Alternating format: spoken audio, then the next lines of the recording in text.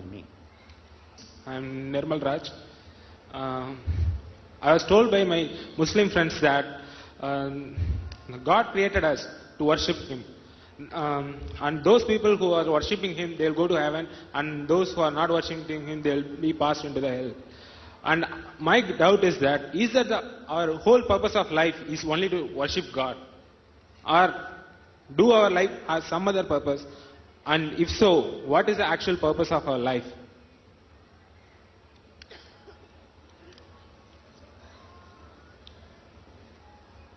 When the Quran states that Allah created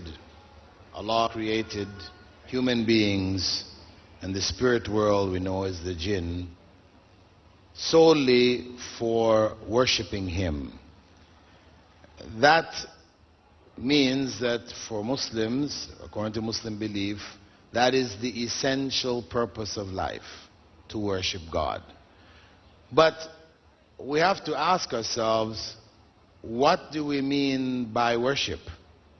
See, if we think of worship as merely calling on God and asking Him when we have a need, then that is not what is meant by the statement that we were created to worship God. What is meant is that we live all of our lives in accordance with His will. In doing so, we are worshiping. So worship includes all aspects of life, from the time you get up in the morning, how you function, how you clean yourself, how you deal with your family, how you deal at work, in all aspects of your life, till you go to bed at night, when you go back to sleep. All of that becomes worship if you do it in accordance with what God has prescribed for you. So that way of life which God has prescribed, which transforms all of your acts into worship, that way of life brings out from the human being the best, makes him or her the best that he or she can be. So that's the idea, that is the goal behind it. So this life being, this world being a transition world, we believe that there is a greater life to come, the everlasting life. This life is a limited life. We're born at a certain point, we die at a certain point. So this is a transitional world. The state of our world to come depends on this life. Depends on us living this life in the way which God wanted us to live the life.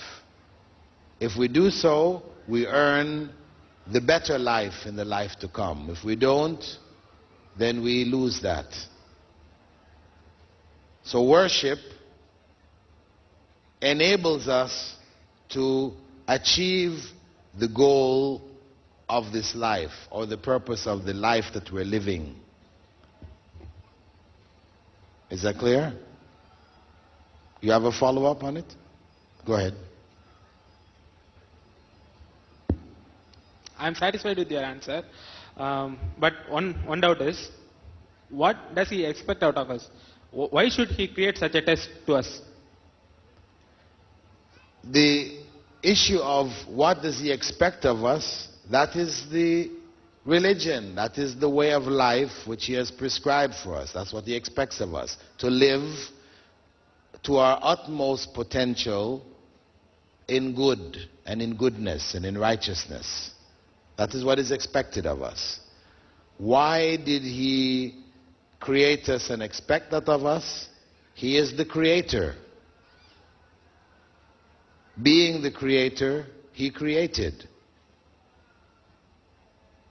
You don't ask the painter why you painted. In the same way, you don't ask the creator why he created. Right?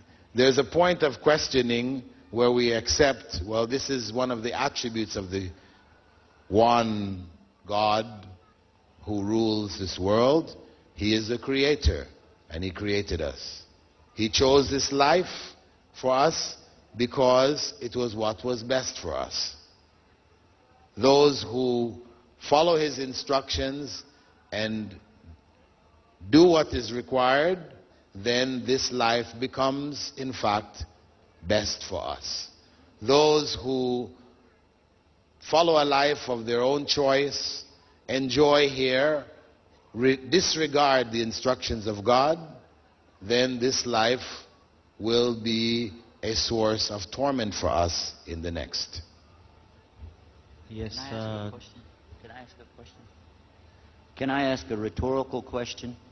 This means you don't have to answer me, but I just want to ask it as a rhetorical question, because it came to me while you were speaking. Really, you know, I'm kind of a country boy, and sometimes I hear big answers. I really like them, but then I like to, as we say in Texas, put the hay down where the goats can eat it. So it came in my mind. I guess you believe in God, right? Okay, yeah. So if you believe in God, do you believe God is great and he's just wonderful and much better than a human, right? Yeah. So God is not, we can't compare him to us, right or wrong? But still, I'm going to ask you, if you have an employer, you have a job, right?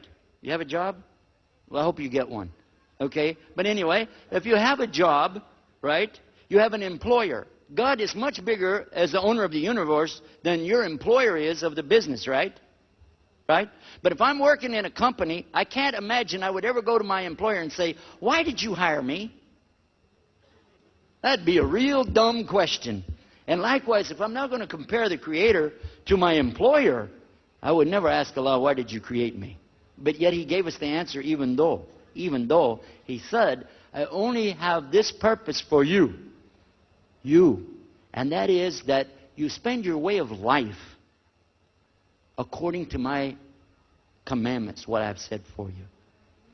Now, I don't know if you know anything about Christianity. I grew up in that. So perhaps it may not make any sense to you, you know, to talk about that. But in Christianity, it's the same thing, really.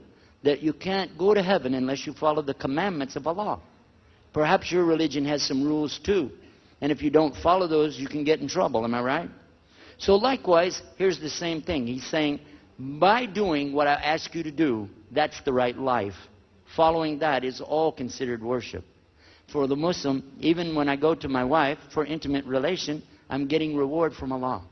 When the Prophet, peace be upon him, said this to one of his some companions, one of them, he said, what? But I like to do that. He said, so, but if you did it with some other woman, it would be illegal. You'd get punished, right? He said, yeah. So, if you are with your own wife, you'll get reward. They said he went home immediately. Alhamdulillah. Anyhow, I hope you got some benefit from our sheikh today.